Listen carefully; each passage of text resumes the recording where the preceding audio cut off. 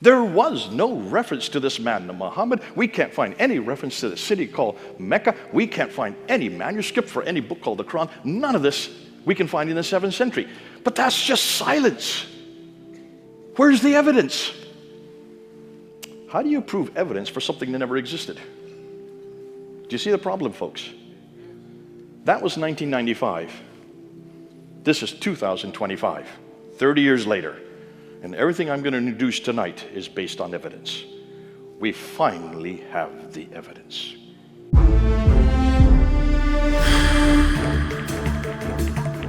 Welcome to Events and History, where we explore the origins, teachings, and historical development of Islam with a fact-based, analytical approach. This is part 6 and the final part of the We Finally Have the Evidence series. If you have not seen part 5, click on it up here now and watch it before watching part 6. If this is your first contact with this series, I suggest you start with part 1 so you don't miss any part. Click on part 1 up here or go through the playlist. In this part 6, Dr. J. Smith challenges the historical connection between Mecca and the life of Muhammad. Drawing on archaeological evidence, early maps, and textual studies, Dr. Smith argues that Mecca, as described in Islamic tradition, does not align with the historical record of the 7th century. This video will guide you through his key points, highlighting how geography, trade routes, and the absence of early references to Mecca raise serious doubts about its role in Muhammad's story. Join us as we unpack these findings and their implications for Islamic historical claims. Supposition number 6. Mecca is not an argument against Muhammad. Ooh boy, I love this one. Though Raymond did not watch any of our videos on Mecca, his response suggests that we are simply arguing from silence, and an absence of evidence does not prove the evidence of absence. He says that in his video. I couldn't believe that he was actually quoting Dr. I forgot his name now, Jamal Madawi from the last century. At some point in the future, references for Mecca will exist. My response, if there was no Mecca, then it doesn't matter what Muhammad or Mahbad you find. If he does not come from Mecca, then he is not the Muhammad of Islam. So it absolutely does matter that Mecca existed. In 1995, we had almost no evidence, back there when I debated Dr. Badawi. But today, we have all the evidence. We have coins, we have inscriptions, we have buildings, we have manuscripts. So it is now the Muslims who are arguing from silence. Whoops, I finished that one there.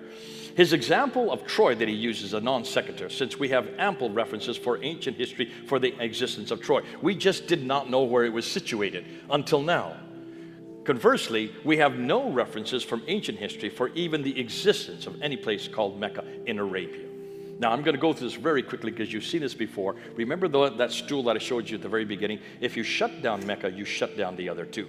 The other two are absolutely dependent on Mecca. What Muslims say about Mecca, they say that it's the oldest city in history. It's where Adam and Eve went to. You can't get a city that's older than Adam and Eve because in order to have a city, you have to have people. It's where Abraham destroyed the idols in Surah chapter 21. It was the center of trade, north, south, east, and west. So somewhere, sometimes someone should have heard about it. When you look at the Quran, you will see that it refers to the first sanctuary of mankind, but it doesn't call it Mecca. Isn't that interesting? It calls it the Masjid al-Haram. The Masjid al-Haram would be the forbidden place of bowing. Now, Muslims believe that is the Kaaba today. In chapter 6 and chapter 42, it says it is where Adam and Eve were there in chapter 7. It was where Abraham lived in chapter 21, and where Muhammad was born until 622, and where the Qibla was directed towards in chapter 2. Now, all of the above imply he lived there from the very beginning. But here the problem is there's only one reference to the word Mecca in the entire Quran. Chapter 48, verse 24, that's it. If it's such an important city, why is it only referred to it once? What's more, when you look at the traditions, suddenly they proliferate with all kinds of references to Mecca because they're written in the 14th and 15th century, much later. But notice that they talk about this place with streams and fields and trees and grass and fruit and clay and loam and grapes and grain and pomegranates and olive trees. Folks, that sounds like a very fertile place, doesn't it? Take a look at Mecca. Does it look like it has that kind of fertility? Its soil is so depleted that it's been depleted for thousands of years. You can't get that kind of vegetation in a place like Mecca. In the Quran, Mecca is referred to as the place of the prophet. In the 11th to 15th century traditions, the Mecca they portray suggests an author lived much further north where there was a lot of fertility. Here are my conclusions. We begin with Mecca because it's foundation for both Muhammad and the Quran. So without it, they both fall, because it does not matter which Muhammad or which Quran you find. If they are not from Mecca, they are not the Muhammad or the Quran of Islam. Since Mecca is the earliest and most important city in the history of mankind, it has to be the center of the world, and therefore certainly the best known. Therefore, references suggest that Mecca had lush vegetation, such as fruit, trees, grass, grains, streams, which make no sense when you look at the pictures. Just take a look at the pictures. Historically, it's never had any fertility. Ironically, though it's claimed to be the greatest city in the history, it is only referred to once, signifying that the authors either did not consider it important or it came into existence much, much later. Even the Arabic, if you look at the Arabic, and if you people, you can read the Arabic here, you notice the Arabic here has the alaf maksura and the tar marbuta and the definite article, right? That's all through the Arabic. That is not the Arabic they would have spoken in Mecca, Medina. The Arabic they spoke in Mecca, Medina is Sabbaic Arabic from Yemen, from way down south. There is no tar marbuta, there is no alaf maksura, and there is no definite article in the Sabbaic Arabic. So even the Arabic in the Quran does not come from Mecca. So where does this Arabic come from? It comes from Nabatean Aramaic, which is from Jordan. That's 800 miles to the north. Can you see a problem, folks? They've got the wrong Arabic. Geographically speaking, when you look at the Quran, just look at all the references, 65 references. 23 times it mentions that Muhammad goes up and visits these people way up here in Ud. Way up here in Ud. 24 times visits the people in Thamud. He's way down here in Mecca, right, supposedly. How can he go way up to Ud and back down in one day? 7 times he visits these people in Midian. Folks, that's 600 miles to the north. How does he go up 600 miles and come back in one day? Unless you have helicopters or airplanes, which I don't think they had in the 7th century. Can you see, obviously, whoever wrote the Quran was writing from way further north where these places existed. It also mentions that these people, there's nowhere that they called them Muslims. They called them Ishmaelites or Hagaris or Muhajiruns or Maghribis or Saracens. Those are the 5 words they give to themselves, all these people living that far north. And they say that there are 70 to 300 prophets who were buried in Mecca. And when they were buried there, they were buried in a kneeling position so they could keep praying. Which means if you go to Mecca today, you should be able to find them. And they are. They're going to Mecca and they're building 62 skyscrapers all the way around the Kaaba. When you build skyscrapers, you have to dig deep to get deep foundations. Ask any of the archaeologists. We did so a number of years ago. We asked the archaeologists what have they found when they dig these foundations. They haven't found a thing. Not one of these bodies exists. And notice what they're doing? They're now cementing up all around the Kaaba. Why do you think they're cementing it up? To shut down the evidence. Dr. Patricia Corona wanted to find out if there's any reference to the city of Mecca in any of the ancient civilizations. She went to the Assyrians, she went to the Romans, she went to the Persians, she went to the Himyarites, she went to the Nubians, she went to the Nabateans. She went to everybody that was surrounding, all those round red circles, the red circles and the rectangles, every one of those traditions, and she read all of their documents, could not find one reference to Mecca in any of their documents.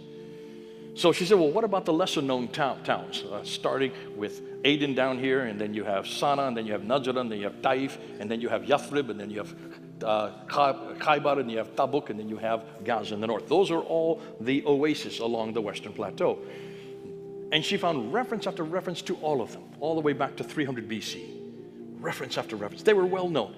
Not one reference to Mecca, which is supposed to be the greatest city in the history of mankind, the oldest city in the history of mankind, the center of the world. Not one reference in any of those civilizations.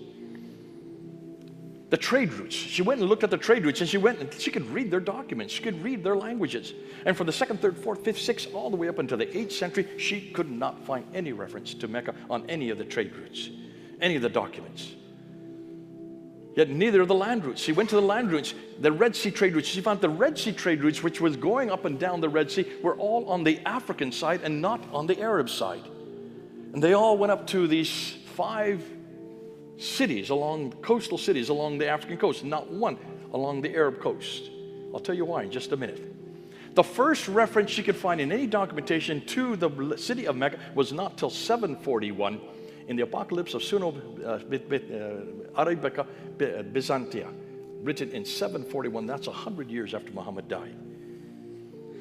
Ptolemy, the great geographer, wrote his book on Arabia in the 2nd century, and he put all the different cities that belonged to Arabia, and he wrote them all out there, and he put where the rivers were, and he put where the mountains were.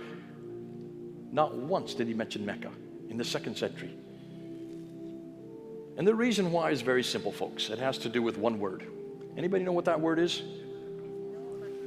Say it again. Water. It's as simple as that. Look at any map of Arabia, look at any geographical map, look at any topographical map, and look and see what you notice. Every one of those maps shows that Mecca is in the middle of a desert. Where there's a desert, there's no water. No water, no food, no people, no towns, no cities, no history, no civilization. Do you see a problem, folks? You need water. In order to have any civilization, you need water. Apparently, there's no reference to Mecca in any historical document or map in the 6th and 7th centuries. And no ancient civilization around knew about it then. The earliest reference to Mecca was in 741 AD. That is the mid-8th century, more than 100 years after Muhammad is supposed to have died.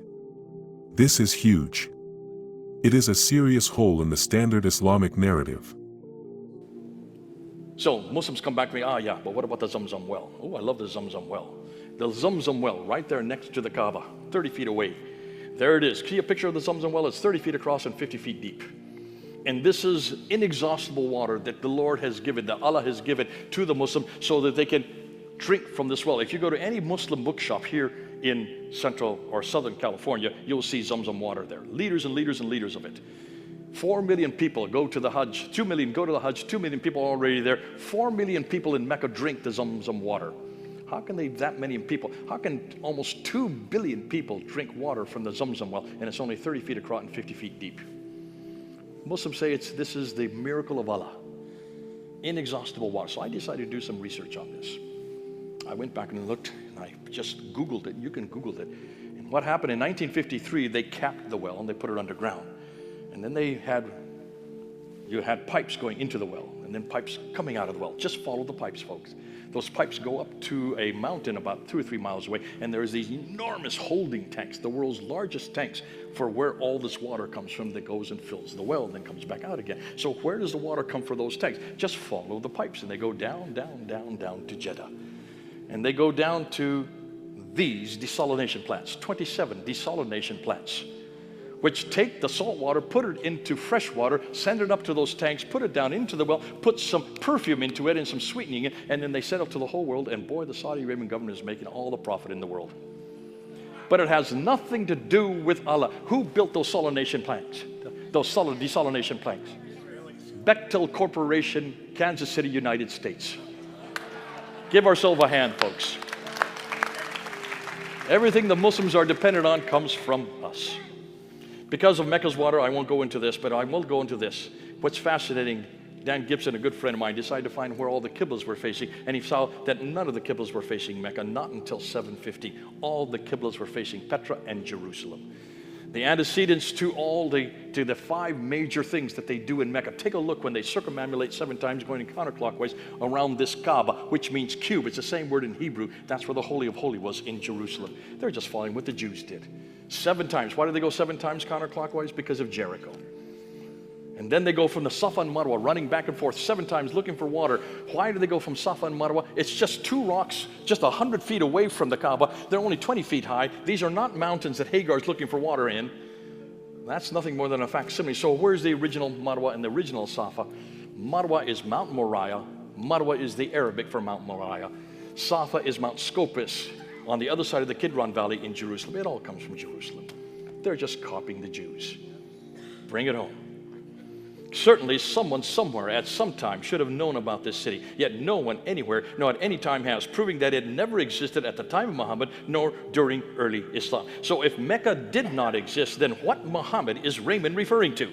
His Muhammad had to have been born and grew up there and spent the first 52 years there. He's going to have a hard time. Are you listening to this, Abdul? Help him out, would you? Supposition 7. No one can prove or disprove the historical data. Since nothing historical can be proven or disproven, those who love Muhammad will continue to believe his existence regardless of what what we contend. Jesus Christ supposedly did not exist either for the last 200 years, yet billions of people still believe he did. No one will investigate the historical claims about Muhammad, just as no Christians did against Jesus Christ existed. So it is not worthy of our time, he says. My response? Suggesting that nothing historical can be proven or not is not academic. His earlier example of Troy suggests that historical claims can be proven, as have been done. And he was the one that gave that as an example. Raymond is correct. The common person on the street will not investigate Muhammad's existence, as is not healthy. They wouldn't live very long. This is primarily for the academics, who are the future leaders of Islam, and who can sway many more Muslims against Islam than either you or me. Supposition 8. It all comes down to a matter of faith. Why would anyone listen to a white American Christian speak about the existence of their beloved prophet when they have faith that he existed? Muslims will either laugh or mock anyone trying to say that Muhammad did not exist, because it comes across to them as ludicrous and even arrogant. My response? True. Most of those who support this material are fellow middle-class educated Westerners like myself, but it is beginning to take traction all over Africa, Asia, and even Americas. I've been in 7 countries since January introducing this material, mostly in Africa. They love this in Africa. They want this in Africa because this is the only material they can use, because they cannot confront Muhammad in Africa. Not about all the proclivities, they will be killed, but they can confront this. I'll tell you in just a minute. Claims against Muhammad's existence are merely an academic or subjective exercise. You simply dislike Muhammad, he says. Therefore, your viewpoint is totally inconsequential, and thus the weakest argument. No one will investigate the historical claims about Muhammad, just as no Christians did against Jesus Christ existed, so it is not worthy of our time. My response? The terms academic or subjective do not negate the evidence which we have and have nothing to do with the historical proof of Muhammad's existence. What's more, Raymond's claims against Muhammad's morality and relevancy are equally academic and subjective, and therefore equally inconsequential. So I'll just throw it right back on his lap. And then number 10, the best polemic, he says, is to prove how irrelevant Muhammad is for today. It is a tried and proven methodology. Everyone uses it, you will get many more converts. My response? I used it for 30 years, folks. This is called the internal critique, because everyone used it. That's the only thing we had. Cindy was the only polemic that existed, but I had hardly any success. I got very few converts using that method. Just got a lot of anger and death threats. Because when you start talking about Muhammad's violence and about his sexual proclivities, Muslims aren't going to like you too much for mocking that. I felt dirty using these arguments. It causes more anger, resulting in creating walls and censorship by Muslims and Westerners. People in Muslim-dominated countries just cannot use those arguments. When I go to Africa, they say, we can't use what Ibrahim's doing. We can't use what David Wood's saying. You can use that in the West because you have the freedoms to do so, but we can't use that. They much prefer this argument. Why? There are 3 forms of polemics. I'm going to end with this. When you go on the offense, you can either do the internal polemics. That's what Raymond Ibrahim is using. That's his favorite. Looking at the Quran, unpacking the verses and just confronting them, or looking at Muhammad, looking at what he said, what he did, and confronting what he said and did. That's the internal polemics. Or you can use cultural polemics, looking at what Islam is doing around the world, looking how irrelevant they are. I prefer external polemics. The one he thinks is the least favorite is my favorite. Why? Because when you look at Muhammad, and you look at Mecca, and you look at the Quran, you have to house them in history. This form of polemics confronts the very foundations of Islam without confronting the people or their revelation or their prophet, and lowers the anger I'm finding. Why is this critique so popular? First of all, notice everything's up on the screen. You didn't have to look at me once. Everything's up there. It's visual. We didn't get into the coins or the rocks or the buildings or the maps. We didn't get into that night. We didn't have time to do that. We just looked at the timelines. Most of that, you didn't have to learn a word of Arabic. Now, we did have our Arabic experts down here, and they helped us with Muhammad. But nothing, I didn't teach any Arabic to you tonight. Did you notice that? You don't have to learn Arabic. It is foundational to everything Muslims believe. It features one book by one man in one place, yet without any of these 3, Islam falls to pieces. Folks, we have the evidence. So it's the Muslims who now have to argue from silence, not us. It is historically neutral and therefore not Islamophobic or hate speech. Thus, everyone can use it. But I would rather we use this as Christians. Why? For one very good, well, not 2 reasons. Because we are the only ones that have gone through this process with Jesus Christ.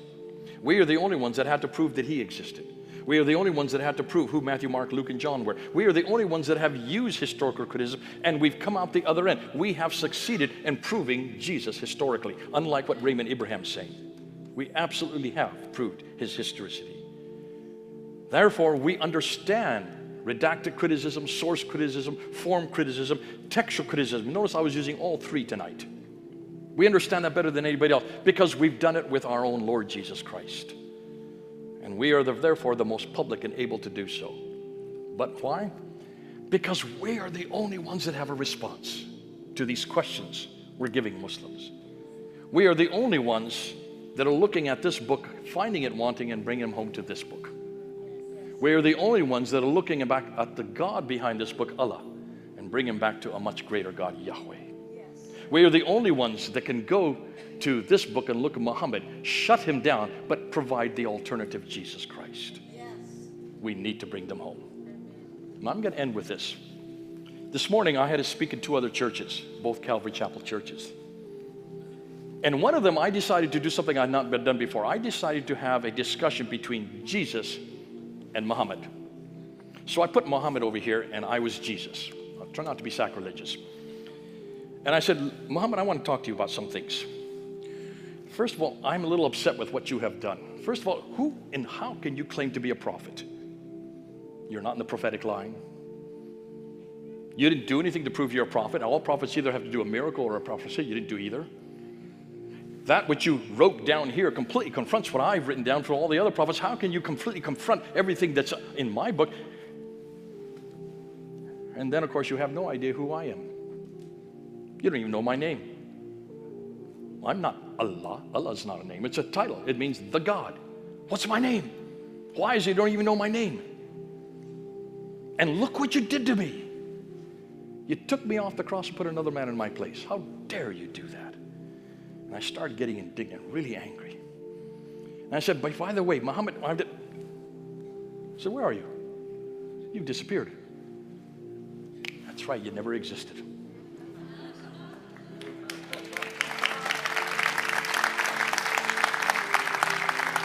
What a waste of time. Dr. J just proved that the ZamZam Well is also a fraud. It seems everything about Islam is based on lies and fraud, from the prophet and the book, to the city. And even to the water in the city. What a way to end this 6-part series on, we finally have the evidence. Be sure to watch them from part 1 to part 6 to get the full gist. Don't forget to like and share so others may see it too. Subscribe and turn on notifications so you'll be the first to get our next drop on events and history.